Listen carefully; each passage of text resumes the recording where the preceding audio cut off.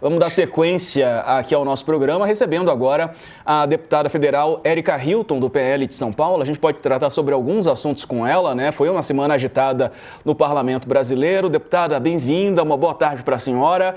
Vou começar a te perguntar sobre a questão da Zambelli, né? A Carla Zambelli, que teve finalmente o mandato cassado e não pela Câmara diretamente, né? Foi preciso o Supremo Tribunal Federal se colocar mais uma vez, né? Indicando que a Câmara dos Deputados não estava cumprindo uma decisão da Justiça.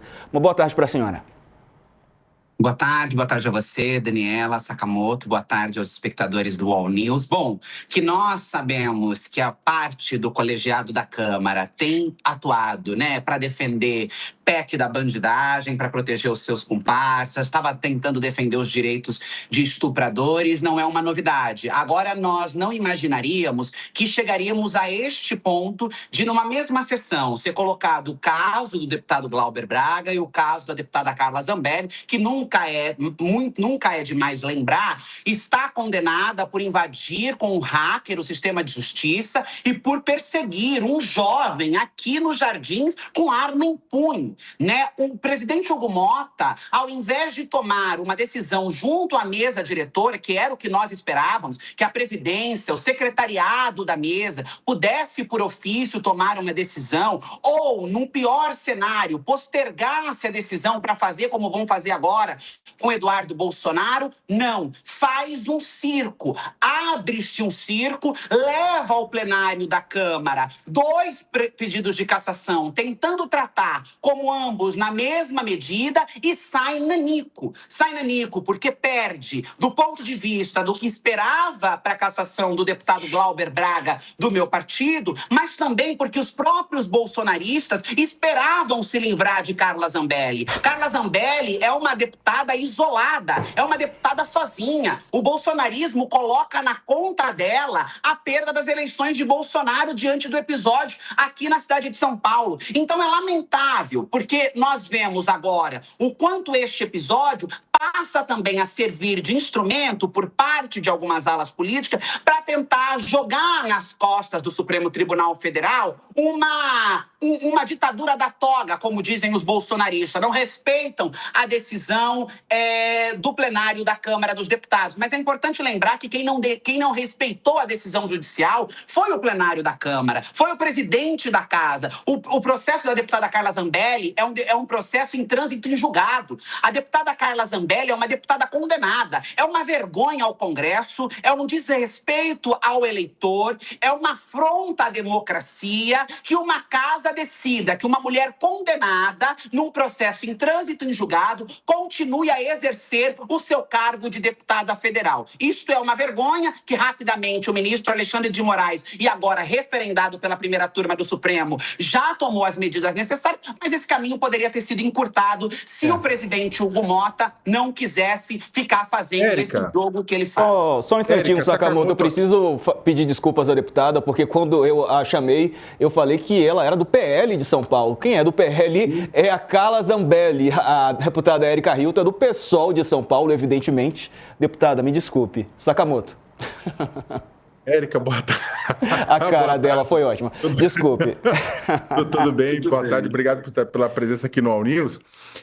Érica, curto e grosso, qual que é a chance de Hugo Mota não terminar o mandato como presidente da casa? Olha, essa seria uma medida extrema, mas diante do calor, da temperatura que nós estamos vendo, né, as conversas do Arthur Lira ali no grupo do próprio PP, essa coisa de entender como é que o Supremo vai encarar, primeiro, o não cumprimento da decisão judicial e agora a necessidade da nomeação rápida do suplente de Carla Zambelli. Eu acho que o Hugo Mota corre grandes riscos de não chegar ao fim. Primeiro porque se enfraqueceu, né? O presidente Hugo Mota, ele chega à presidência da Câmara dos Deputados com uma votação muito expressiva. Ele chega muito grande e sai minúsculo, sai pequeno diante das próprias decisões que tomou, diante do próprio comportamento que teve enquanto presidente de uma casa. Não teve pulso, não organizou, achou que seria possível ser ali um líder sindical, representante de uma patota, queria jogar para um lado, jogar para o outro, e isso foi completamente completamente desmontando a sua liderança, enfraquecendo ele, inclusive,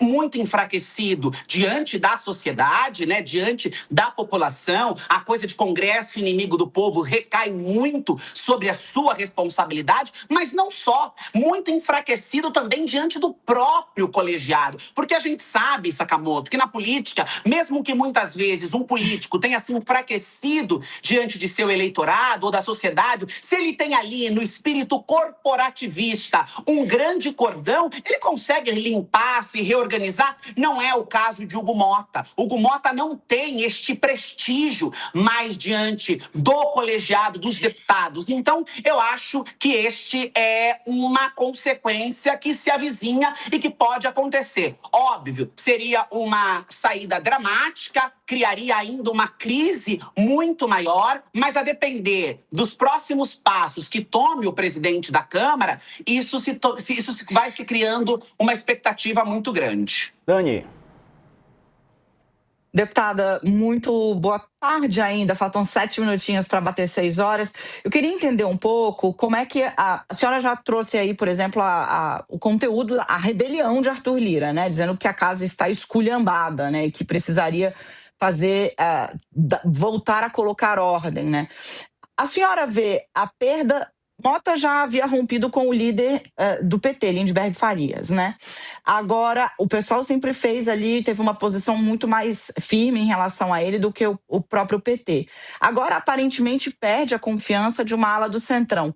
Como que a gente consegue, que caldo dá tudo isso junto a uma operação da Polícia Federal, feita no dia de hoje, com uma assessora de Lira, do PP, que estava trabalhando dentro da presidência da Câmara, numa sala próxima à de Hugo Mota, porque ela foi alvo dessa batida da PF, orçamento secreto. Quando a gente junta tudo isso, que caldo a gente tem, deputada? Uma crise generalizada, um caldo fervendo e muito quente. Se a situação de Hugo Mota, com Arthur Lira, com os partidos de centro, já era uma situação muito ruim, tendo em vista a maneira como Lira recebe a não cassação de Glauber, a maneira como Partes recebe a não cassação de Carla Zambelli, essa é a operação deflagrada da Polícia Federal, que tem um envolvimento direto ao orçamento secreto, uma assessora braço direito de Arthur Lira. O clima de instabilidade e a dificuldade de organização para tentar buscar uma confluência fica numa escala ainda pior. Nós vamos ver muito mais crise e nós vamos ver ainda mais instabilidade, o que, no meu ponto de vista, coloca o presidente Hugo Mota num cenário ainda mais vulnerável e muito possivelmente, a depender da maneira como as coisas vão se desdobrando, porque obviamente haverá um desdobramento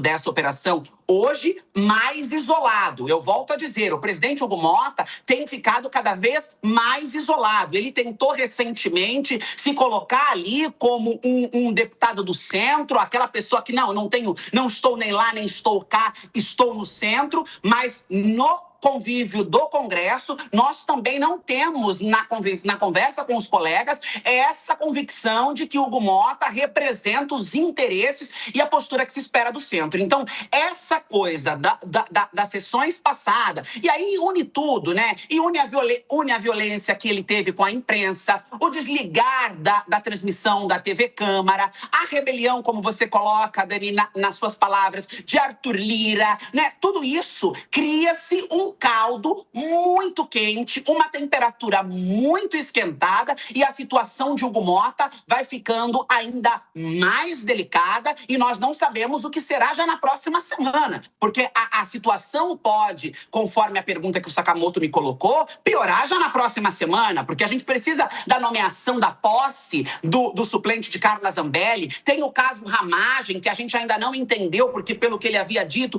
na reunião de líderes, ele faria um trâmite parecido, mas agora, com o desfecho dos casos nessa semana, a gente não sabe como ele vai conduzir a questão de Eduardo Bolsonaro e a questão de Ramagem. A semana que vem começa com uma temperatura muito alta e essa operação da Polícia Federal tende somente a esquentar e a prejudicar o cenário para tentar organizar a casa do presidente Hugo Mota. Agora, aqui em São Paulo, deputada, o estado pelo qual a senhora foi eleita, né, a gente está sofrendo novamente com a falta de energia elétrica, né? Ventou muito durante essa semana e, como consequência, a Enel tem dificuldades de restabelecer a energia. A senhora, o seu mandato, tem procurado, enfim, a Enel, a concessionária, a prefeitura, o governo do estado e até o governo federal para cobrar uma celeridade, né, nessa volta da energia? Nós temos feito isso há anos. Né? Este episódio, infelizmente, não é um episódio isolado do ciclone extratropical que atingiu o estado de São Paulo. Essa é uma prática da Enel. Né? Nós vimos o quanto em 2024, em 2023, centenas de pessoas ficaram sem energia elétrica durante os dias, pessoas que precisam de aparelhos, que estão em tratamento em suas casas, e a concessionária foi incapaz de dar uma saída possível para esse problema. Agora, nós temos o prefeito da cidade de São Paulo, que sempre tenta terceirizar a responsabilização do problema, não assume para si a responsabilidade, inclusive da poda das árvores, da questão do cuidado da cidade. Nós temos cobrado, e mais do que apenas cobrado, historicamente, volto a dizer, não é agora, nós estamos acompanhando isso agora, mas nós também estamos esperando que uma medida seja tomada com relação à concessionária de energia. Não é possível que não só as famílias, as pessoas, mas a gente tem dados do comércio, são bilhões em prejuízo, são pessoas que perderam tudo em suas casas, são pessoas que estão completamente há dias sem uma expectativa de quando é que a energia elétrica será restabelecida, e há um silêncio ensurdecedor por parte da empresa que faz a distribuição dessa energia na cidade de São Paulo, e até um silêncio por parte do prefeito, que historicamente também sempre insiste em terceirizar a responsabilidade daquilo que está acontecendo na cidade de São Paulo. Acionamos órgãos competentes, estamos acompanhando os casos que acontecem e esperamos que uma medida seja tomada, porque senão, nas próximas fortes chuvas que já são dadas, nós teremos mais uma vez muitos paulistas sem ter energia elétrica durante 3, 4, 5 dias, e um prejuízo absurdo para as famílias, mas também para o comércio na cidade de São Paulo. Deputada, antes de mais nada, só para fazer o adendo, eu estou há 60 horas sem energia elétrica na minha casa, né? São 60 horas sem energia, né? Então a Enel fica mandando a mensagem, olha, é difícil, né? O interessante é que, ao que tudo indica, só o meu prédio na rua está sem energia elétrica, né? Então, só que a Enel mantém dizendo que tá mandando equipe, tá nada, não tá, né? Como bem colocou a Érica. Não tá fazendo o trabalho dela. Mas, Érica, eu queria te perguntar uma coisa que essa semana avançou a questão da discussão da jornada 6x1, que é uma bandeira que você impunha há algum tempo já, da redução da jornada 6x1, né? E aí isso avançou no Senado Federal, né, lá com o senador Paulo Paim e outros senadores. Eu queria que você analisasse se você acha que há a possibilidade desta redução de 6x1 para um 5x2 ou para outra fórmula seja aprovada ainda nesta legislatura, ou as forças econômicas e políticas contrárias vão acabar barrando e fazendo com que o tema se torne um tema eleitoral? Olha, eu acho que nessa legislatura a gente tem uma grande chance, Sakamoto, porque ano que vem é ano de eleição e os políticos, mesmo os contrários, terão muita dificuldade de deixarem a sua digital contra um projeto que traga mais dignidade à classe trabalhadora. Porque ainda que muitas vezes eles representem os interesses dos setores patronais, na hora do voto, na hora de ir à urna, ele precisa do voto, em especial quando a gente fala em eleições majoritárias, como, por exemplo, o Senado Federal. Então, eu vejo uma oportunidade muito grande de nós avançarmos nessa legislatura. Desde o momento em que eu propus esse texto na Câmara, a minha PEC, a PEC 8, eu não parei um segundo de me articular, seja com as lideranças políticas dentro da Câmara, mas também com os ministérios do governo, né? Então, eu faço reunião toda semana, com a ministra Gleisi, é o ministro Boulos, é o ministro Haddad, Marinho, Tebet, etc., para a gente ir buscando qualquer texto é maduro e possível de ser apresentado. Hoje nós temos uma dificuldade muito grande do jogo da política, que é o cenário do Congresso Nacional. Uma PEC, para ser aprovada, precisa de 308 votos e nós não temos esses 308 votos nesse momento, tendo em vista a polarização, a radicalização e até mesmo esse sentido, esse sentimento de vingança, muitas vezes, que nós vemos por parte, seja do presidente da casa ou de outros líderes de bancada, que dificultam as nossas negociações. Mas diante das conversas que nós temos feito, eu presidi, inclusive, uma subcomissão na Comissão do Trabalho, que correu o Brasil, que fez audiências públicas chamando todos os lados, com os trabalhadores, mas com aqueles que acham que a proposta não é uma boa proposta. Ouvimos, demos espaço ao contraditório e conseguimos emplacar uma posição oficial de governo, né? Porque essa oposição oficial de governo veio. É sobre o fim da escala 6x1 que nós vamos batalhar. A redução da jornada, ela é importante, ela é um avanço, mas o que nós defendemos e o governo passa a defender